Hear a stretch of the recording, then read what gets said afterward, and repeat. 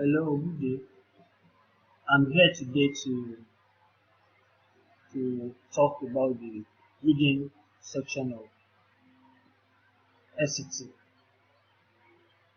So I I just want to give some insights or some things you need to know concerning the passage. First of all, let me say you're going to have five passages, like reading comprehension passages in the SCT. Then from different the passages can be from different of different nature. It can be scientific, can be from scientific, article, to be historical, history, to be anything, to be fiction, to be anything. So you're going to have five. Among the five, there's going to be a twin passage. That means two passages we're talking about. Um, there will be like a double passage. But the technique to doing this one is that I want to discuss the technique on how to improve your score in the reading section of SCT. These are the points that I list out for now. There are five passages in the SAT reading section and 65 minutes to be given. And you should have 65 minutes to actually tackle the question for the five passages. So if you're not careful, the time will not be enough. So I'm going to discuss how you are going to manage your time as well as preparing your improving your score in the reading section.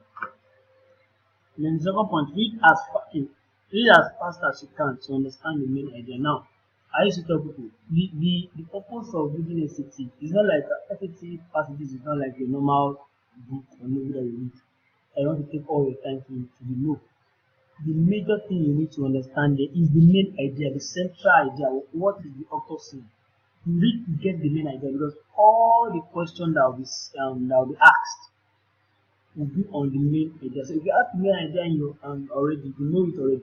It's very easy for you to answer all the questions correctly. So because every question is going to be towards the main idea. So now let me explain how you're going to distribute your time. Use 11 minutes per passage. That's how to do it. Use 11 minutes for each passage. And I told you that I'm going to be five passages. So 11 minutes for each passage. Now how are you going to do this? That is, we use 3 minutes to read quickly. Now, reading the passage, you need to use just 3 minutes to read the passage, and don't forget, your aim, the reason why you are reading the passage is for you to get the central idea. So you can eradicate some unnecessary details that is attached to it. So the main idea of the passage is what you need. So, and it is very, very important you read with that in mind. And when you use 3 minutes to read quickly, now let me mention this. Don't be discouraged. Sometimes SAT pattern is designed for you not to understand. So in fact, there was a research, there's an article that talks about how the best reader in the world cannot understand some passages because they are complex. You don't worry, just try to read to get the main idea. In fact, there are some passages in research that when you read them, you don't even get what they are talking about until probably when you are getting to the last paragraph. Don't worry, just keep reading and having it in mind that you want to understand the main idea. So by the time you read through it, at least some information will be you have some information even subconsciously. Some information you are not conscious of that it will be in your system because you just read through the person.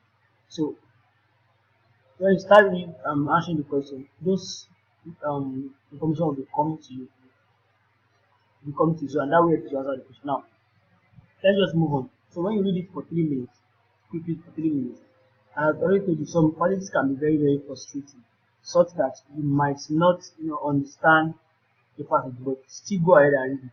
And don't worry, just read quickly to tell you the main idea. Then you use 8 minutes to answer the question. I think there are about 11 questions per passage. So you use 8 minutes because you need to go back. There's a question that you need to go back to the passage to confirm the answer. So you need to do that. You need to use 8 minutes for all the 11 questions or 12 questions. So now the next one, you can't understand all the passages. I said that before. Just focus on getting the main idea. I said that before. I said it before. So the next one, you need to go back to the passage to confirm your answer. That's what I just said. So when you are doing the question, you have to go back to the passage and look for supporting statements to back your answer. Although most of it, if you really understand the passage, you may not need that. Just for that you need you already know this is the answer. But there's some questions that are difficult, so you need to go back to check and see if what you're actually saying or if the answer you choose is actually the right one. Now, so now let me go to these things to note about the options. Now, as I said, they're going to give you 4 options: A to E, A to G rather, sorry, A to G. Now, you have to understand the characteristics of options here. In SAT, based on my personal experience, and I'm very soon you will notice that 2 of the 4 options will be obviously wrong. It will be shown that it will be like it is obvious that they are wrong. You are now left with 2 options that are confusing, and one of them is the right answer, the other one is wrong. Now, please how to tackle a question like this. I used to tell people, as a Nigerian, we are used to the bad use of English language, the passive use of English language. So, and I used to tell you, you need to improve on that. And the funny thing about these 2 confusing options is that most of the time, the 2 options that are close, they always carry the same idea, the same meaning, but the way that is written, it's going to be different. For example, I talked about active statement and passive statement. Active statement is short, precise, and express the accurate meaning of the sentence. Or passive statement is going to be like a sentence that is that will give the meaning of the sentence, but it's going to add some other information that is not necessary. So SAT don't any option that is passive that gives unnecessary information about a particular it is not going to be a correct answer in SAT. Not only that, I think all these national exams, English, foreign English exam is going to be that way. So let me just go through the bullet points now. Answers that are too direct most of the time are usually SAT answer. Anything that is going to be the answer most of the time used to have the statement is most likely going to be a statement that a sentence that carry like, let me just say, a summary or that touches every part, that communicates the whole idea, or that touches every part, not just too direct. Any answer is too direct, like this is most likely not going to be the answer. But however, there's an answer that are direct and gives you the answer. So just when you walk through all this thing, you understand. But practice with all this, then you understand that. The correct answer usually carry a general sense of the past. Like I just said, carry the general sense of the past. More like it's not pointing to just one thing, but it's more like a summary. You understand? Now the third one, 2 of the options will be obviously wrong, and the remaining 2 will be confusing. Like I said the other time, 2 will be obviously wrong, the other 2 will be confusing because one of them is the right answer. And when one of them is the right answer, you have to learn how to eliminate the one that is wrong. In the case where the 2 options is carrying the same idea, look for the active statements between the 2. The one that is active is the right answer. Let me give an example of active statement. Active statement is like Ade goes to market. Ade went to market. The idea is clear. Ade went to market. But the example of passive statement will not be Ade went to a bookshop, then he took bike and got to market. As in, that's not actually the main. That's the main idea is that Ade went to market. And although in the second time the passage is still telling us that Ade went to market, but it has added some history information that we don't need. There's nothing concerned that you went to the store or did something, or you took bike or something. But the idea is that you went to market, and that's why the passage signal is wrong. Any question you see that anything you see by, thereby, all these things, thereby, most of the likely is passive statement. When you read through, you know options that are passive and are active. When I do, I will still upload more videos and show the practical on what I really mean by all these passive and active statements. You see. Then 2 of the options will be obviously wrong. I said that already.